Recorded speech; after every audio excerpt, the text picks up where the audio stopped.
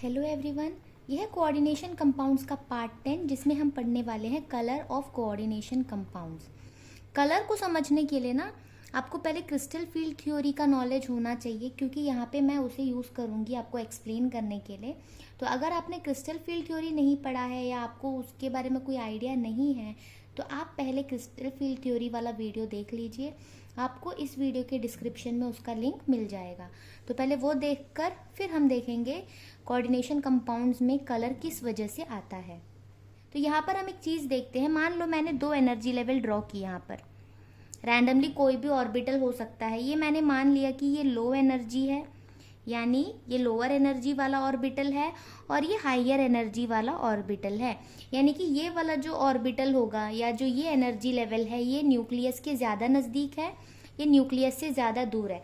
जैसे कि अगर मेरा न्यूक्लियस हुआ, ये पहला ऑर्बिट, दूसरा ऑर्बिट, तीसरा ऑर्बिट, अगर मैं इस तरह से बना रही हूँ तो ये मेरा लो एनर्जी वाला ऑर्बिट होगा, ये उससे हाई एनर्जी वाला, ये उससे भी हाई एनर्जी वाला। तो रैंडमली मैंने कोई भी दो एनर्जी लेवल ले ली, ये लोअर एनर्जी और ये हायर एनर्जी।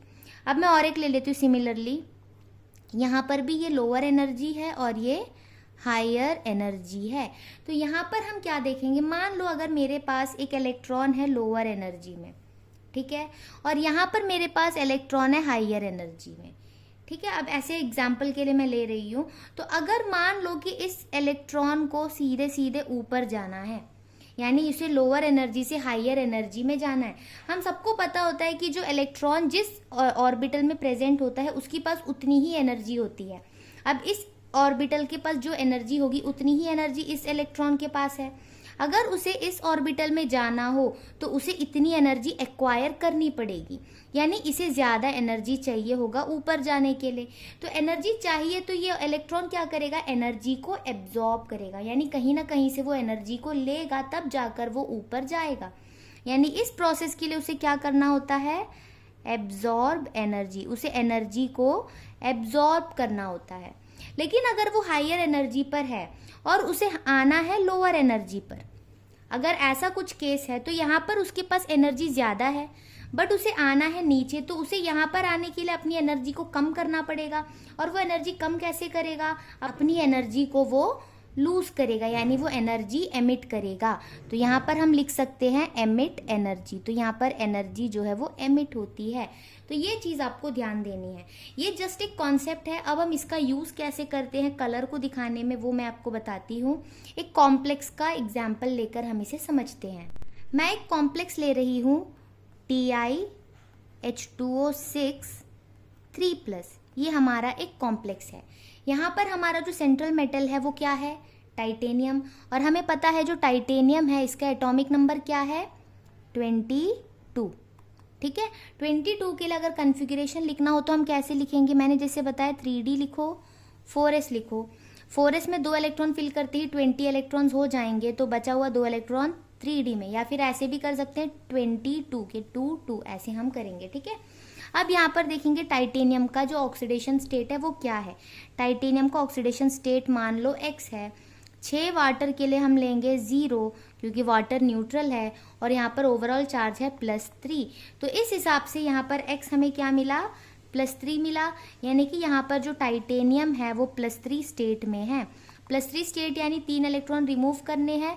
तो पहले 2 इलेक्ट्रॉन 4s में से निकलेगा, आउटरमोस्ट शेल में से, और उसके बाद 3D में से 1 इलेक्ट्रॉन जाएगा, तो बचेगा यहाँ पर 1 इलेक्ट्रॉन। तो इसके पास है 3D1।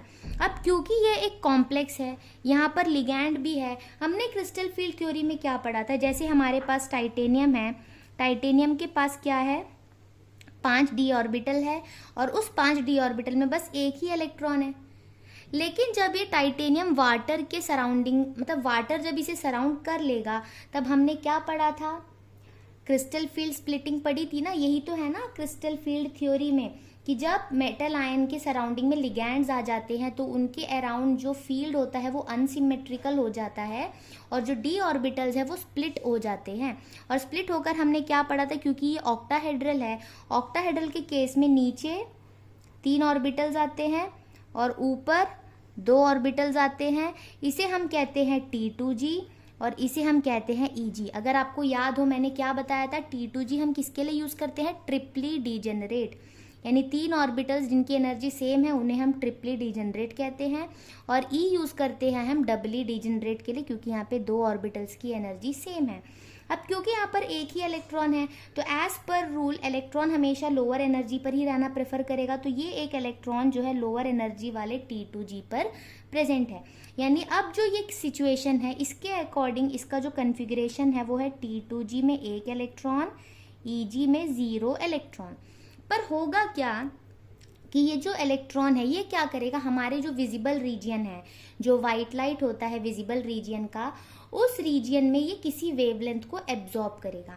जैसे हम सबको पता है कि जो विजिबल रीजियन होता है वो क्या है, विबज्योर। ये क्या होता है, 7 कलर्स हैं जिससे मिलकर हमारा व्हाइट लाइट बनता है। तो हमारा जो विजिबल रीजन है उसमें ये 7 वेवलेंथ प्रेजेंट होते हैं, violet, indigo, blue, green, yellow, orange and red.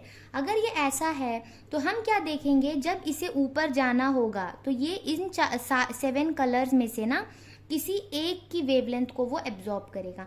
मान लो उसने ब्लू की वेवलेंथ को एब्जॉर्ब कर लिया, अब वो एनर्जी एब्जॉर्ब करके वो सीधे क्या करेगा, ऊपर जाएगा। इतना ठीक है।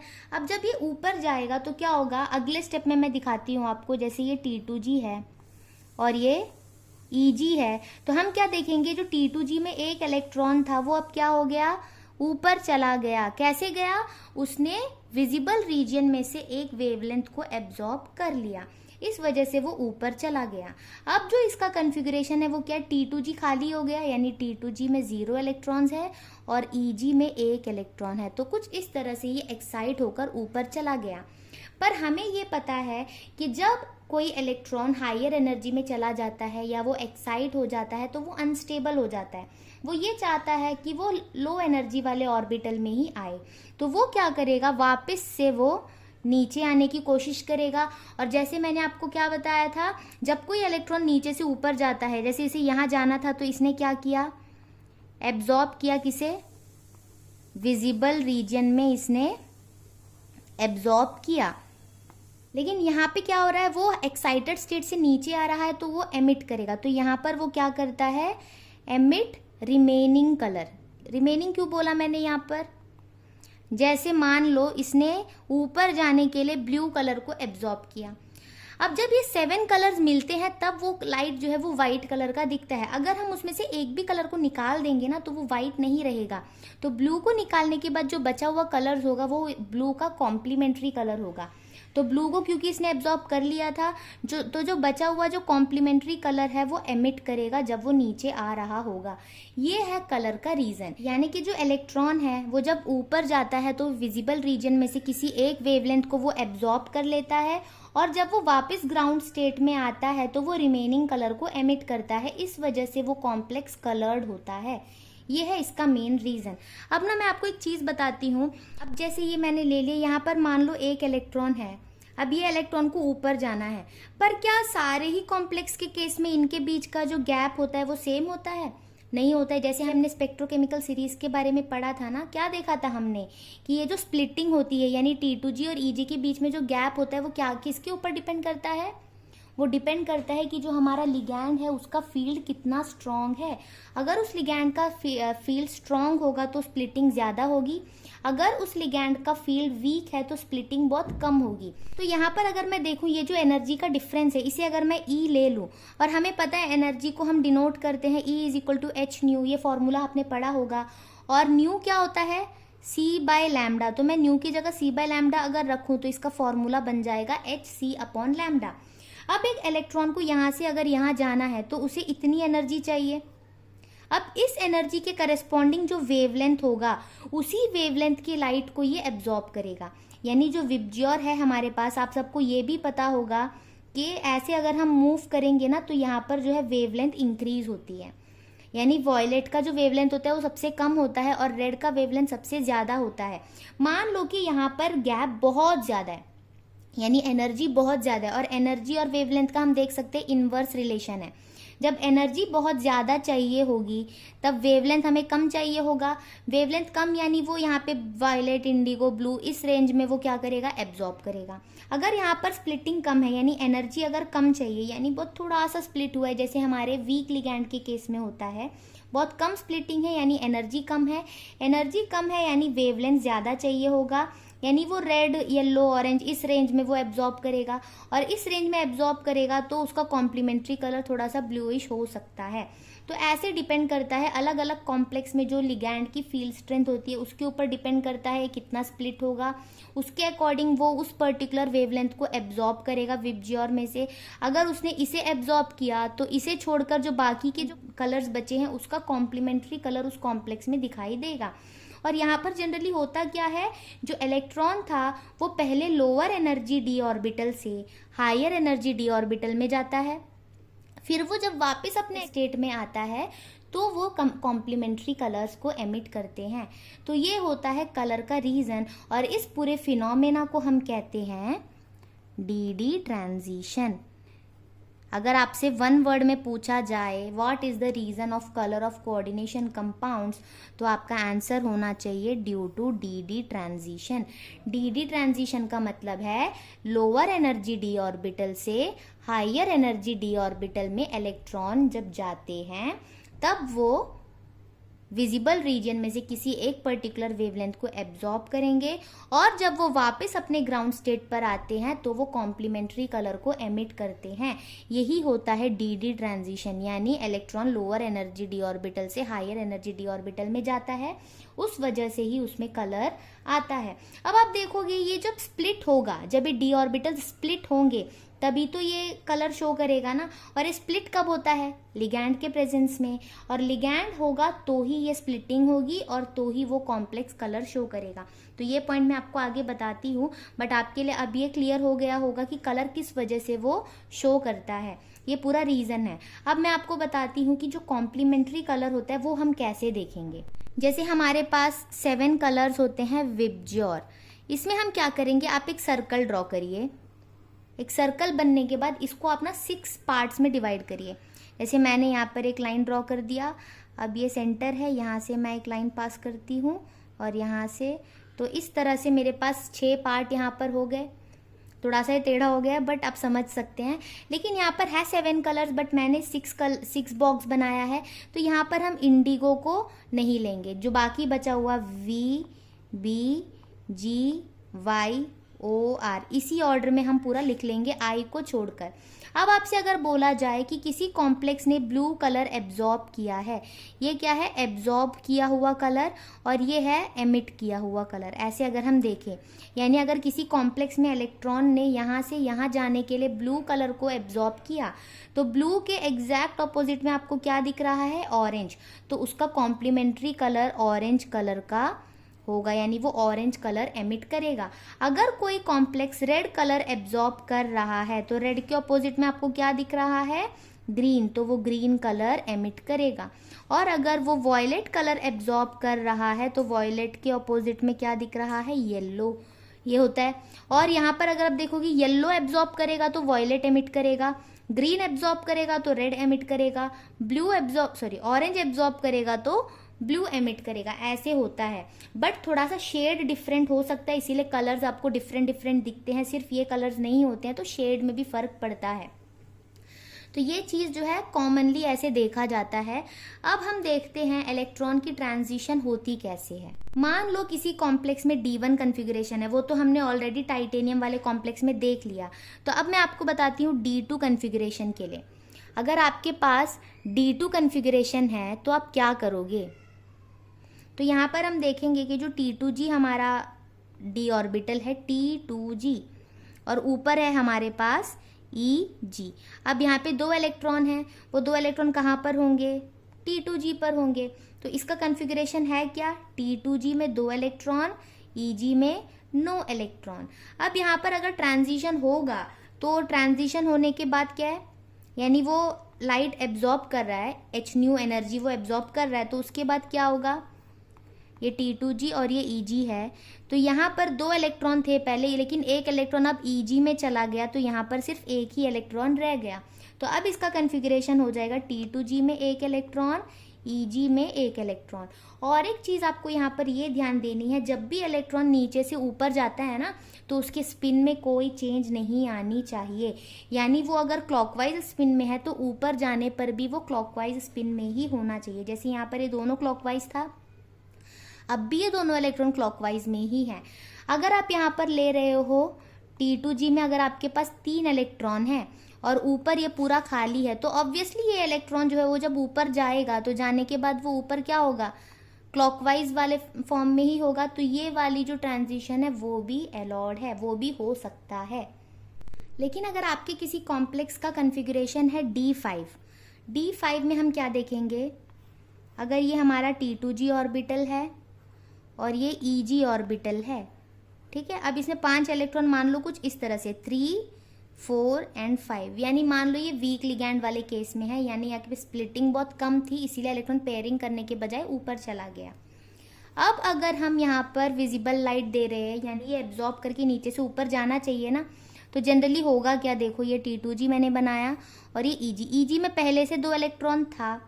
अब अगर एक इलेक्ट्रॉन यहाँ से यहाँ जाएगा तो यहाँ पर 2 ही इलेक्ट्रॉन रहेंगे, और जो तीसरा इलेक्ट्रॉन जब ये ऊपर जाएगा, ऑलरेडी यहाँ पे क्लॉकवाइज है और आपको पता है एक बॉक्स में आप दोनों क्लॉकवाइज रख नहीं सकते, तो यहाँ पर आपको इसे एंटी क्लॉकवाइज दिखाना होगा। तो आप ये देखोगे कि ये इलेक्ट्रॉन था क्लॉकवाइज स्पिन का, बट ऊपर जाकर ये तो एंटी क्लॉकवाइज हो गया, इसने अपनी स्पिन को बदल लिया, यानी ये ऐसे था और वो ट्रांजिशन के बाद ऐसे हो गया।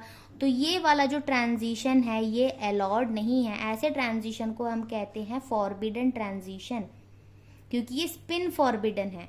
स्पिन अलाउड हम तब बोलेंगे जब क्लॉकवाइज से क्लॉकवाइज होगा, एंटी क्लॉकवाइज से एंटी क्लॉकवाइज होगा, और अगर क्लॉकवाइज से एंटी क्लॉकवाइज हो रहा है तो ये वाला ट्रांजिशन पॉसिबल नहीं है। हालांकि आपके सिलेबस में ये नहीं पूछा जाता है अलाउड एंड फॉरबिडन, तब भी आपको मैं ये इसमें इसलिए इंक्लूड करवा रही हूँ ताकि आपको इसका बेसिक नॉलेज हो जाए कि ट्रांजिशन हो रही है तो हर ट्रांजिशन पॉसिबल हो ये ज़रूरी नहीं है। कभी कभार ऐसे केसेस भी आते हैं जहाँ पर क्लॉकवाइज वाला एंटी क्लॉकवाइज हो जाता है और ऐसे ट्रांजिशन अलाउड नहीं होते हैं, तो यहाँ पर ट्रांजिशन नहीं होगा। तो ये चीज़ हो गया। अब और एक चीज़ हम देखते हैं, अगर हमारे पास D0 या D10 कन्फिग्रेशन है। D0 का क्या मतलब है, जो हमारा T2G ऑर्बिटल है और जो EG ऑर्बिटल है दोनों ही खाली है। अगर यहाँ पे कोई इलेक्ट्रॉन है ही नहीं तो क्या यहाँ पर ये ट्रांजिशन पॉसिबल है, नहीं है, यानी यहाँ पर DD ट्रांजिशन नहीं होगा, इसीलिए इसमें नो कलर। सिमिलरली अगर D10 कन्फिग्रेशन है हमारे पास तो T2G और EG है। 10 का क्या मतलब है, 3, 4, 5, 6, 7, 8, 9, 10, ये तो पूरी तरह से भरा हुआ है, यानी ऊपर कहीं पे भी आपको खाली जगह दिख रहा है। भले ही यहाँ पर इलेक्ट्रॉन है जो ऊपर जा सकता है, बट ये इलेक्ट्रॉन एक्सेप्ट करेगा ही कैसे, क्योंकि ये तो पूरी तरह से भरा हुआ है। तो यहाँ पर भी नो कलर। तो इसलिए जो भी कॉम्प्लेक्सेस D0 या D10 कन्फिग्रेशन में होते हैं उनमें कोई कलर नहीं होता है। उसका रीज़न यही होता है क्योंकि D0 में T2G में कोई इलेक्ट्रॉन है ही नहीं जिससे वो ऊपर भेज सके, और D10 के कन्फिग्रेशन में EG पूरी तरह से भरा होता है तो वो एक्सेप्ट करेगा ही नहीं इलेक्ट्रॉन को। तो इसलिए ये दोनों केसेस में जो कॉम्प्लेक्स होता है वो कलरलेस होता है। तो इतना हो गया। तो यही था हमारा मेन यहाँ पर कलर को जानने का। अब हम ये देखते हैं, एक इम्पॉर्टेंट नोट है वो भी देख लेते हैं। Coordination compounds are coloured due to the presence of ligands, यानी कोऑर्डिनेशन कंपाउंड्स में जो कलर होता है वो सिर्फ और सिर्फ लिगैंड्स की वजह से होता है, क्योंकि बिना लिगैंड के हमें पता है स्प्लिटिंग नहीं होगी। हमने पढ़ा है ना, जो D ऑर्बिटल है हमारे पास 5D ऑर्बिटल, वो स्प्लिट होते हैं। जब वो स्प्लिट होंगे तभी तो इलेक्ट्रॉन लोअर एनर्जी से हायर एनर्जी में जाएगा, तभी तो वो एनर्जी एमिट करके नीचे आएगा, तभी तो वो कलर्ड होगा। अगर ये स्प्लिटिंग ही पॉसिबल नहीं है तो ना इलेक्ट्रॉन का ट्रांजिशन होगा, यानी ना ही यहाँ पर DD ट्रांजिशन होगी और ना ही वो कॉम्प्लेक्स कलर्ड होगा। तो हम ये देखेंगे कि कॉम्प्लेक्स में जो कलर होता है वो सिर्फ और सिर्फ लिगैंड की वजह से होता है, क्योंकि लिगैंड की प्रेजेंस में क्रिस्टल फील्ड स्प्लिटिंग होती है और उस वजह से DD ट्रांजिशन होता है और वो कॉम्प्लेक्स कलर्ड होता है। लिगैंड अगर नहीं होगा, स्प्लिटिंग नहीं होगी, डी ट्रांजिशन नहीं होगा और कॉम्प्लेक्स में कोई कलर भी नहीं होगा। जैसे एग्जाम्पल के लिए हम देखें, कॉपर सल्फेट .5H2O, आप लिखते हो 5 molecules of water of crystallization है, इसका कलर होता है ब्लू। लेकिन जो एनहाइड्रस कॉपर सल्फेट होता है जिसमें वाटर नहीं होता है, ये वाइट कलर का होता है, क्योंकि यहाँ पर जो वाटर है वो लिगैंड की तरह एक्ट करता है और यहाँ पर डी ऑर्बिटल की स्प्लिटिंग करवाता है कॉपर की, और वहाँ पर डी ट्रांजिशन होने की वजह से ये ब्लू कलर का होता है। लेकिन जब ये एनहाइड्रस हो जाएगा, यहाँ पर वाटर नहीं होगी, तो जब वाटर नहीं है तो क्रिस्टल फील्ड स्प्लिटिंग नहीं होगी, स्प्लिटिंग नहीं होगी तो डी ट्रांजिशन नहीं होगा, इसलिए ये वाइट कलर का होता है, इसमें कोई पर्टिकुलर कलर नहीं होती है। तो ये होता है कलर से रिलेटेड। अब हम 2 पॉइंट है यहाँ पर क्रिस्टल फील्ड थ्योरी की लिमिटेशंस का, वो भी देख लेते हैं, तो उसके साथ ये crystal field theory and colour of compounds भी कंप्लीट हो जाएगा। जैसे कि हमने देखा था कि जो क्रिस्टल फील्ड थ्योरी होता है उसने बहुत सारी चीज़ों को एक्सप्लेन किया, जैसे मैग्नेटिक बिहेवियर हो गई, कॉम्प्लेक्सेस का जो कलर होता है, ये सारी चीज़ों को तो क्रिस्टल फील्ड थ्योरी ने बहुत अच्छे से एक्सप्लेन किया है। बट उसमें कुछ लिमिटेशंस रहेगी, वो ये है कि उन्होंने क्या बोला था कि जो एनायनिक लिगैंड्स हैं उन्हें हम पॉइंट चार्ज की तरह कंसिडर करेंगे। और हमने ये भी देखा कि जो स्प्लिटिंग होती है ना ऑर्बिटल्स की, वो किसके ऊपर डिपेंड करता है, नेगेटिव फील्ड के ऊपर डिपेंड करता है। तो ये होना चाहिए था कि जो पॉइंट चार्जेस होते हैं उनकी नेगेटिव फील्ड तो ज़्यादा होनी चाहिए एज कम्पेयर टू न्यूट्रल। जो हमारे अमोनिया है या कार्बोनिल लिगैंड है, उन सब के कंपैरिजन में जो हमारा पॉइंट चार्ज होगा वो क्या करना चाहिए था, ज़्यादा फील्ड एक्सर्ट करनी चाहिए थी। अगर ऐसा होता तो वो स्ट्रॉन्ग लिगैंड की तरह बिहेव करते थे। बट जो हमारा नॉर्मल जो एनायनिक लिगैंड है, जैसे फ्लोराइड, क्लोराइड, ब्रोमाइड, आयोडाइड, ये सारे जो है स्पेक्ट्रोकेमिकल सीरीज में एकदम लोअर एंड में होता है, यानी उनकी जो स्ट्रेंथ होती है वो सबसे कम होती है। तो ये एक लिमिटेशन रह गई कि अगर वो एनायनिक लिगैंड है तो वो तो ज़्यादा फील्ड एक्सर्ट करने चाहिए थी, यानी वो स्ट्रॉन्ग लिगैंड होना चाहिए था, बट ऐसा नहीं हुआ, ये एक लिमिटेशन हो गया। और हमने देखा कि जो क्रिस्टल फील्ड थ्योरी है उसके अकॉर्डिंग उन्होंने क्या बोला था कि जो मेटल और लिगैंड के बीच का जो बॉन्ड है वो आयनिक नेचर का है, इसीलिए इसे इलेक्ट्रोस्टैटिक मॉडल भी बोला गया था। बट हमें ये भी पता है कि जो मेटल और लिगैंड के बीच में जो बॉन्ड है उसमें थोड़ा सा कोवेलेंट कैरेक्टर भी होता है। तो क्रिस्टल फील्ड थ्योरी ने उस कोवेलेंट कैरेक्टर के बारे में कोई इन्फॉर्मेशन नहीं दी। तो इसके बाद क्या हुआ, इन लिमिटेशंस को ध्यान पे रखते हुए नया एक थ्योरी निकला जो था लिगैंड फील्ड थ्योरी, और उसके बाद मॉलिक्यूलर ऑर्बिटल थ्योरी, ये सारी थ्योरीज भी आगे आई हैं। बट वो आपके यहाँ पे क्लास 12th में उसका कोई काम नहीं है, तो हम बस यहाँ तक ही पढ़ेंगे, तो ये आप देख लीजिएगा। और इसके बाद और एक टॉपिक रह गया है जो कि है बॉन्डिंग इन मेटल कार्बोनिल्स, वो मैं अगले पार्ट में लाऊंगी, और उसके बाद हम टेक्स्ट बुक से रिलेटेड जितने क्वेश्चंस हैं वो भी हम यहाँ पर करेंगे। तो अगर आपने पहली वाली वीडियोस नहीं देखी है तो सारे वीडियोस का लिंक आपको डिस्क्रिप्शन में मिल जाएगा, आप वो भी चेक कर लीजिए। वीडियो पसंद आए तो आप इसे लाइक करें और अपने दोस्तों को भी शेयर करें, और चैनल को सब्सक्राइब करना मत भूलें। Thanks for watching.